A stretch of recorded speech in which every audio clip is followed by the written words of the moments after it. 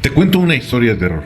En el periodo de 1987 a 2013 y de 2013 hasta 2018, es que ocurre esta historia de terror para muchos de los trabajadores que obtuvieron un crédito del Infonavit con la esperanza de consolidar su patrimonio y tener una casa digna para su familia.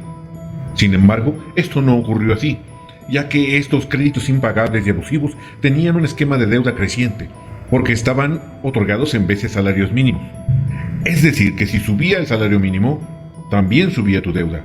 Si subía, por ejemplo, el 4, el 7 o el 10%, esto también tenías que sumárselo, pero al saldo total de tu deuda. Entonces imagínate cuánto crecía cada año esa deuda. Además, este esquema estaba pensado para engordar los negocios de unos cuantos, pero eso te lo platico más adelante. Durante los primeros 5 años de este crédito, todo lo que pagabas solamente estaba cubriendo los intereses de este crédito y no impactaba prácticamente nada al capital. Es decir, que tu deuda no bajaba prácticamente nada. Al contrario, subía cada año por los ajustes al salario mínimo. Adicionalmente, durante este periodo de 5 años, no podías liquidar el crédito si es que tenías la posibilidad, ni tampoco hacer abonos a capital, por lo cual no tenías posibilidad de ahorrar en el pago de intereses. Entonces la deuda subía y subía. Muchos tuvieron que pagar sus viviendas 2 o 3 veces del valor original.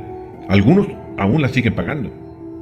Pero hubo muchas otras personas que no pudieron continuar con esos pagos. Por alguna razón se quedaron sin trabajo, sus condiciones de ingresos cambiaron, ya no eran las mismas, cambiaron de residencia, la razón que tú quieras.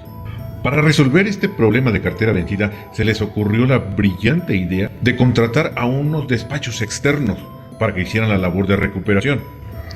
A estos despachos externos se les pagó un dineral, pero no hicieron bien su trabajo, además que cometían actos abusivos en contra de los trabajadores, amedrentándolos, llamándoles por teléfono para hostigarlos y presionarlos para que dejaran sus casas.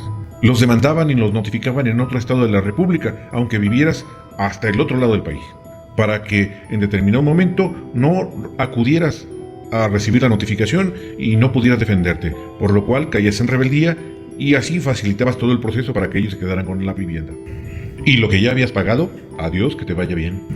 La opción que te dejaban era pagar todo el atraso, incluyendo los intereses moratorios, en una sola exhibición. Incluso algunos te pedían el pago de la deuda total. También te dejaban notificaciones en la puerta con letras rojas grandotas que te daban un ultimátum para que pagaras el total. De lo contrario, iban a proceder a desalojarte de tu vivienda, haciendo con ello una vida de terror para estas familias que vivían con la zozobra y la angustia de no saber cuándo es que les iban a quitar su casa. ¿Y de quién creen que eran estos despachos externos? De los mismos funcionarios directivos del Infonavit o de sus compadres o familiares. Ya te imaginarás ese negocio que te había dicho hace rato. En fin, el uso de los recursos que administraba Infonavit en ese momento se iba a manos de estas personas, haciendo más gordo su negocio. Otorgaban créditos a desarrolladores y constructoras que no entregaban los proyectos. Se quedaban con el dinero y no entregaban nada. No había vivienda disponible para los trabajadores, a pesar de que estaban utilizando todos estos recursos de los que estaban cobrando abusivamente. A partir del 2018, desde la Presidencia de la República se instruyó que se suspendieran todos los desalojos que tenían pendientes. Sin embargo, muchos despachos siguieron haciendo lo mismo. ¿Por qué? Porque seguía siendo negocio. El Infonavit estaba atado de manos, sujeto a las decisiones de las direcciones generales.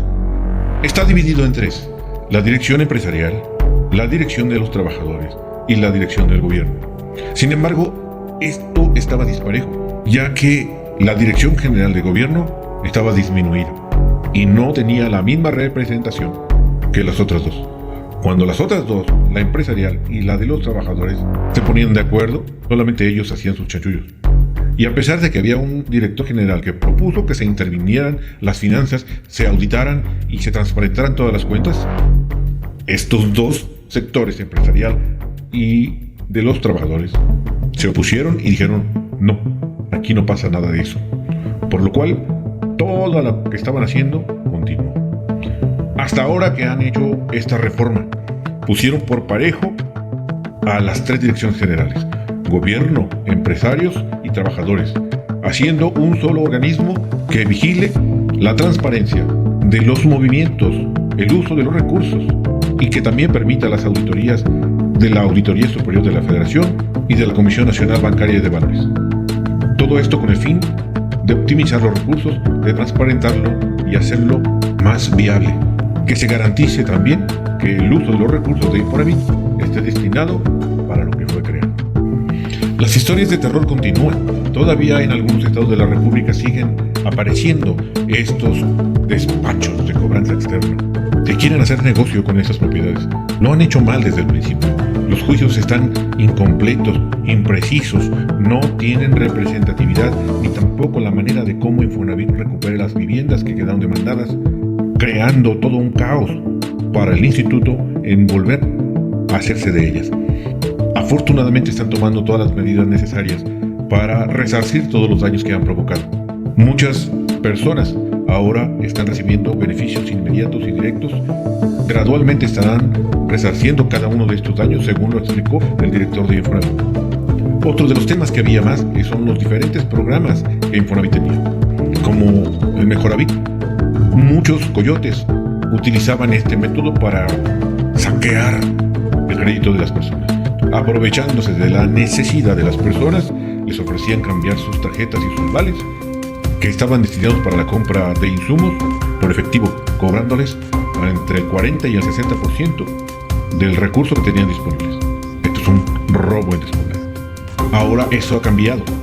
A partir del 1 de marzo de 2025, el Mejoravit cambia la manera en que se va a dispersar los recursos. Se van a estar depositando directamente al usuario final en su cuenta personal. Y poco a poco estaremos viendo estos cambios, estas medidas, y calmando un poco esta historia de terror para todos los que vivieron en esta zozobra y en esta angustia continua. Entonces se les acabó el negocio a estos líderes sindicales y estos empresarios que se unían para hacer sus negocios, para poner su SOFOM, su SOFOL y todo eso para obtener créditos del Infonavit para construcción y no construía nada. Ahora eso se acabó. En un tiempo el Infonavit construía casas. Posteriormente dejaron de construir para solamente ser una financiera y prestar el recurso para la compra de vivienda y le financiaban a otros para la construcción. Sofoles, sofomes que creaban estos empresarios para de ahí hacerse de recursos y no construir absolutamente nada. Con el dinero de los trabajadores. O sea, ¿desde cuándo han estado saqueando los recursos de los trabajadores? Lo que pagábamos muchos de los trabajadores se utilizaba para financiar estos negocios turbios. Ahora, Infonavit tiene la oportunidad de construir. Nuevamente se le faculta para crear esta empresa filial que va a realizar la construcción de vivienda social. Vivienda económica al alcance de las posibilidades de la mayoría de los trabajadores derechohabientes del Infonavit. Estas viviendas se podrán arrendar y posteriormente adquirir con el crédito Infonavit.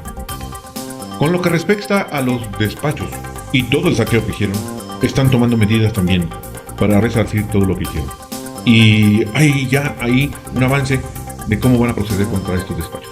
Más adelante tendremos noticias sobre eso. Mientras tanto, mantente aquí atento a todas las novedades que están surgiendo. Las iremos desmenuzando poco a poco para que puedas comprenderla y para que te des una idea de cómo va a ir cambiando esta situación de Infonavit.